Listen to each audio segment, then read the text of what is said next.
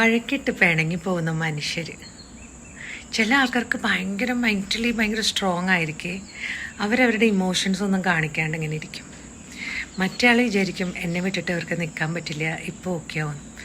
നമ്മൾ ഈ പിണങ്ങിക്കഴിഞ്ഞാൽ ഒരുപാട് ഇഷ്ടമുണ്ടായിരുന്ന ആൾക്കാർ തമ്മിൽ മിണ്ടണം എന്ന് ആഗ്രഹം ഉണ്ടെങ്കിൽ മിണ്ടാൻ വേണ്ടി നിൽക്കുമ്പോൾ അറ്റ്ലീസ്റ്റ് ഒരു മര്യാദ കാണിക്കുക. നിങ്ങൾ ആ കാരണം ഒന്ന് പറയുക.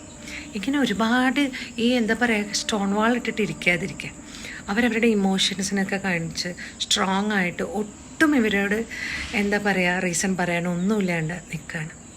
ചിലർക്ക് ചില ബന്ധങ്ങളിൽ ചിലത് ഓക്കെ ആവില്ല എന്നുള്ളൊരു തോന്നൽ വന്നു കഴിഞ്ഞാൽ കംപ്ലീറ്റ് അവിടെ നിന്ന് പോകും. പക്ഷെ നിങ്ങൾ ഒരിക്കലെങ്കിലും അവർക്ക് സിൻസിയറായിട്ട് നിൽക്കാൻ വേണ്ടിയിട്ടൊരു വാഗ്ദാനം കൊടുത്തിട്ടുണ്ടെങ്കിൽ നിങ്ങൾ ഇറങ്ങിപ്പോകുന്നതിൻ്റെ റീസൺ പറ. നിങ്ങൾക്ക് അവിടെ നിൽക്കാൻ പറ്റില്ല, നിങ്ങൾക്ക് ഇഷ്ടമില്ല, ഒക്കെ ശരിയാണ്. പക്ഷേ ഇറങ്ങിപ്പോകുന്നുള്ള റീസൺ പറയാന്നുള്ളൊരു മര്യാദയില്ലേ. ഇത് മറ്റാളിനെ ശരിക്കും പാനിക്കാവണു. ചില ആൾക്കാരിൽ ഭയങ്കര ഗഡ്ജസ് ആവും, ദേഷ്യവും ഇതിലേക്കൊക്കെ പോകണം. എല്ലാവർക്കും ഈ ഫിലോസഫി പറഞ്ഞാലൊന്നും മനസ്സിലാവണമെന്നൊന്നുമില്ല. എടോ മനുഷ്യന്മാരെ, നിങ്ങളിങ്ങനെ അങ്ങോട്ടും ഇങ്ങോട്ടും ഇങ്ങനെ ക്രൂവലായി നിൽക്കാതെ സ്നേഹിക്കാനല്ലേ നിങ്ങളൊക്കെ പഠിക്കേണ്ടത്. ഇത്രയ്ക്ക് തുഷ്ടന്മാരാവണോ നിങ്ങളൊക്കെ? പറയാനല്ലേ പറ്റൂ.